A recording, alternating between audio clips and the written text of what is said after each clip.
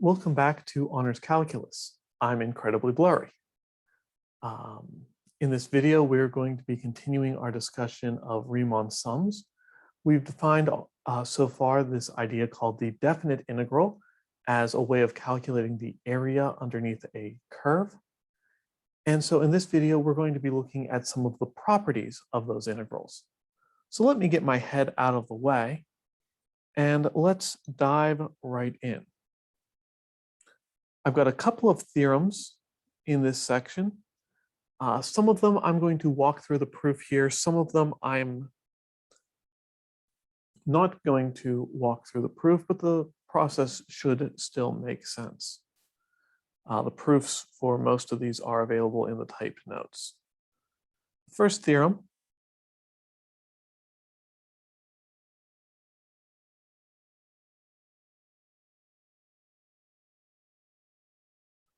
tells us that if f is a real valued function of one variable, which is continuous on the closed interval from a to b, then f is integrable.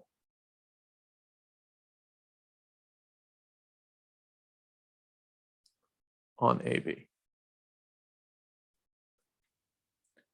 And I like talking about this theorem. The proof is kind of annoying, frankly, but I like talking about this theorem because it really plays into the language of mathematics. This is a sufficient but not necessary condition. If a function is continuous, then it is integrable.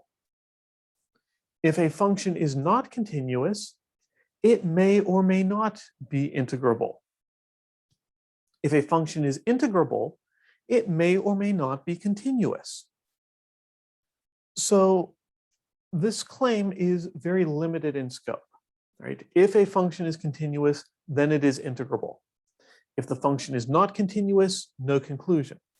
If the function is or is not integrable, well, I guess if the function is integrable, no conclusion. If the function is not integrable, then not continuous. So we have a little bit of information, but not a lot.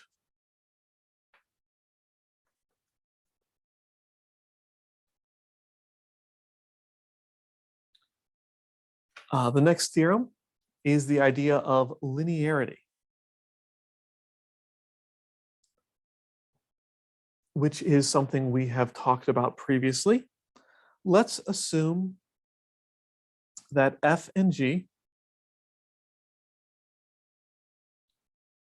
are integrable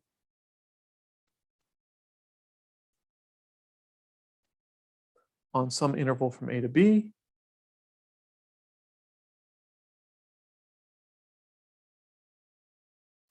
and then I need a couple more letters, so I picked them out of the middle of the alphabet and grabbed p and q as two constants.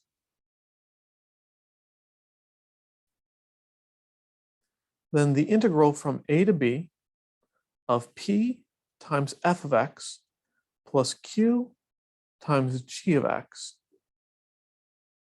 is equal to p times the integral from a to b of f of x plus q times the integral from a to b of g of x.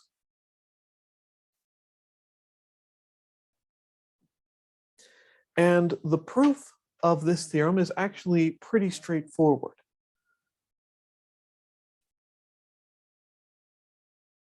By definition of the integral, we know that the integral from a to b of p times f of x plus q times g of x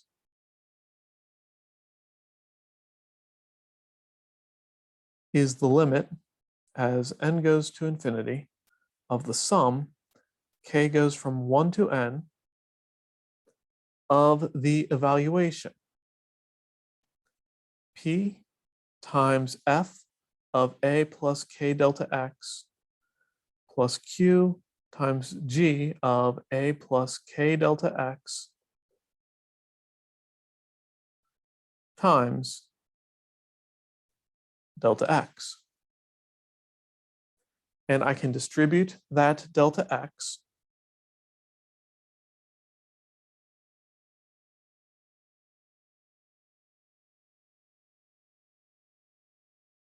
So we have p times f of a plus k delta x, and we have q times g of a plus k delta x times delta x. And we've shown that summations are linear as well. So we can split that summation up over the addition. We can factor out the constants. So we have the limit as n goes to infinity of p times the sum, k goes from 1 to n, of f of a plus k delta x times delta x plus q times the sum, k goes from 1 to n, of g of a plus k delta x times delta x. And we have shown previously that summations are linear. So we have some constant multiples, we have some addition, we can get the limit through those things, and we can write this as p times the limit as n goes to infinity of the sum, k goes from 1 to n, of f of a plus k delta x times delta x plus q times the limit as n goes to infinity of the sum, k goes from 1 to n, of g of a plus k delta x times delta x. But then here, notice that that is exactly the definition of the integral of f. And that is exactly the definition of the integral of g. Put our p and q back into place. And that's the most straightforward proof of linearity we've had of all of the things that we have called linear so far this semester.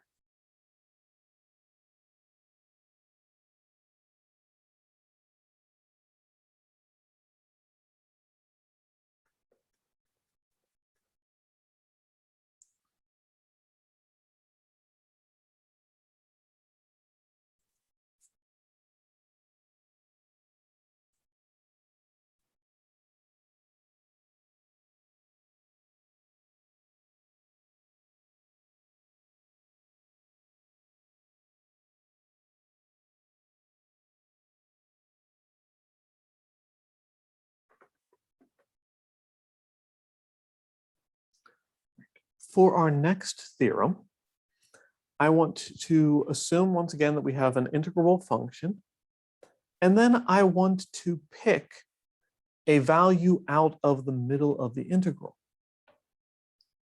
Interesting thing that happens here is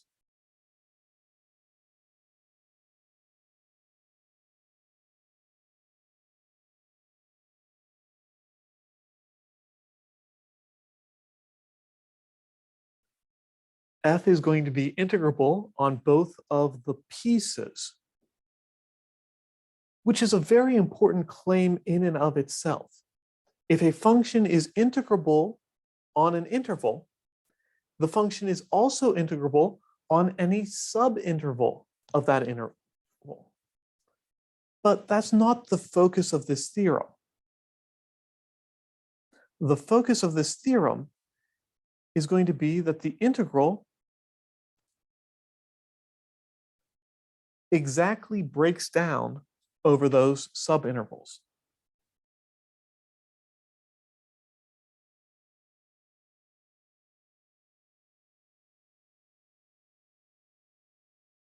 You can take the integral from a to b and you can break it up into two pieces.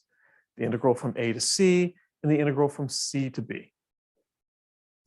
And in the typed notes, I have a pretty extensive proof of why this works, which uses some kind of nasty summation techniques.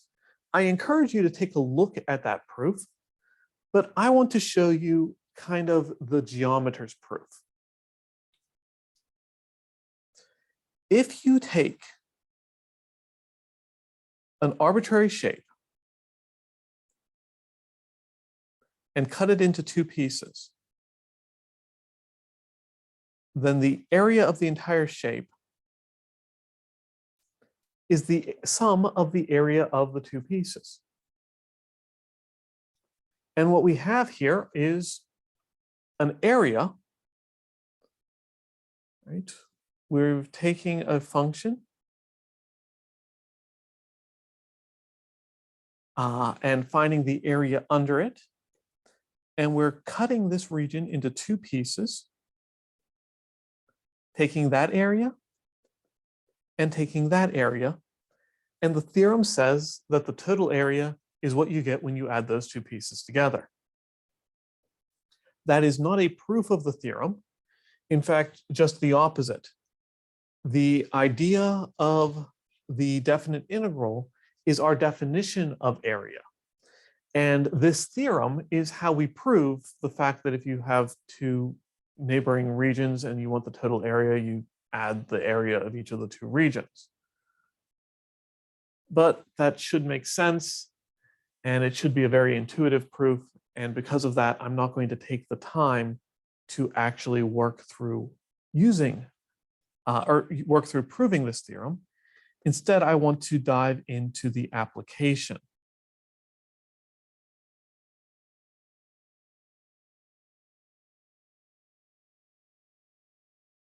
Consider a piecewise defined function.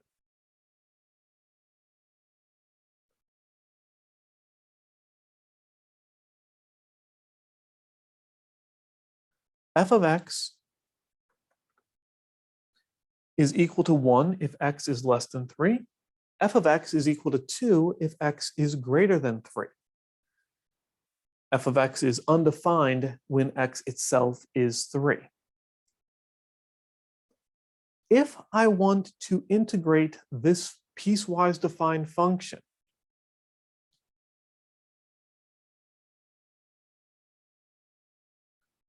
on an interval including that breaking point, say the interval from 1 to 5, I can simply break this integral into two pieces. The part that comes before the discontinuity and the part that comes after the discontinuity. And when I'm looking at the interval from 1 to 3, the value of f is always 1.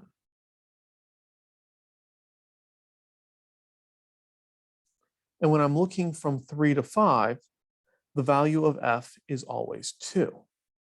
So we break this into two pieces, each of which are pretty easy to work with. Right, we're going to take the limit as n goes to infinity of the sum, k goes from 1 to n of, I chose in this case a function that is very easy to evaluate. F of anything is 1 times delta x, which is going to be 2 over n.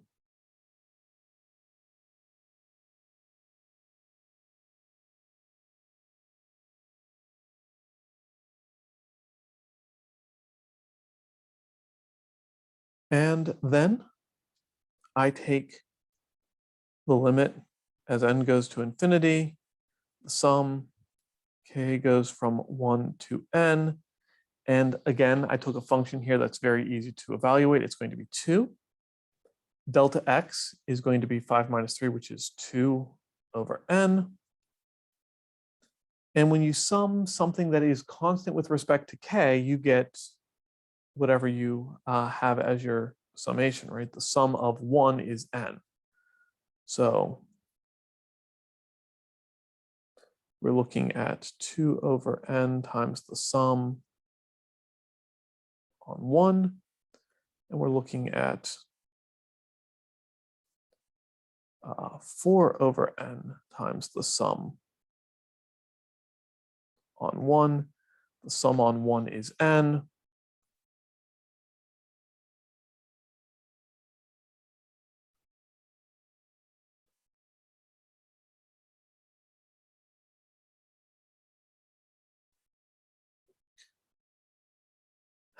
And this is a lot more writing than it is calculation. 2 divided by n times n is just 2. And 4 divided by n times n is just 4. The limit on 2 is 2. The limit on 4 is 4. And 2 plus 4 is 6. Which is exactly what you would get if you think about what this thing is actually doing. If we had approached this completely from the geometry perspective,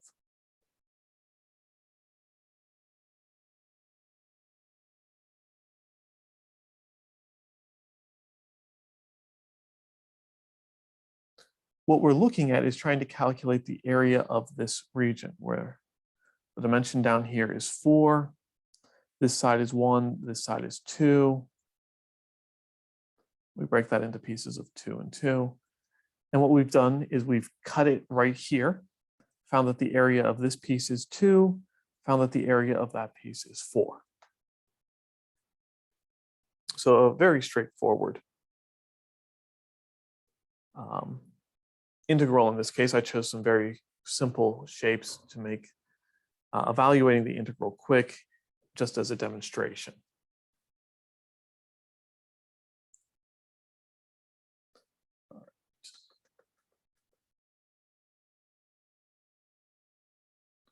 But I mentioned when I was stating the theorem that we based that on.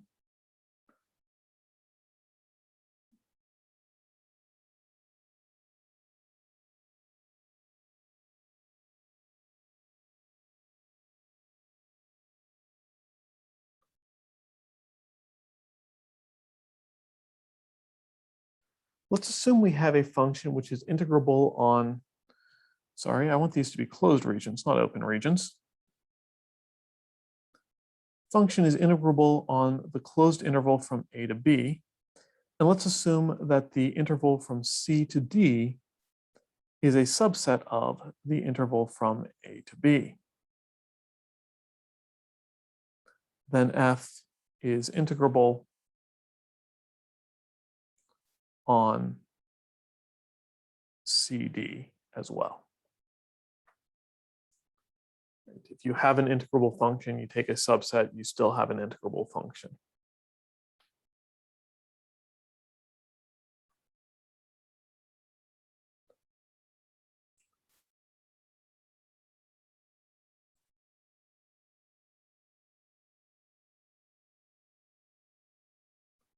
Another corollary here,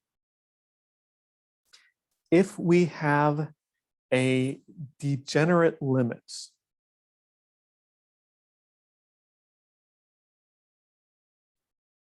then we can evaluate some integrals very quickly. The integral from a to a of f of x is equal to 0. That makes sense from the area perspective. If you're trying to calculate the area of a region that has no width, you will find no area. It also makes sense from the perspective of breaking the integral into pieces. If you have the integral from a to b broken down into the integral from a to c and the integral from c to b, you could squeeze an integral from c to c in the middle there and it shouldn't do anything. So an integral that starts and ends at the same point should end up at 0. Other interesting thing that happens is that the integral from a to b is the same thing as the negative of the integral from b to a. And that has to happen because again of the idea of breaking things into pieces. Right? If you take the integral from a to b and you break it into the integral from a to c and the integral from c to b, but you choose c outside of the interval from a to b, then we want that rule to still hold true. The only way to make it hold true is to be able to flip the limits of integration and get a negative integral.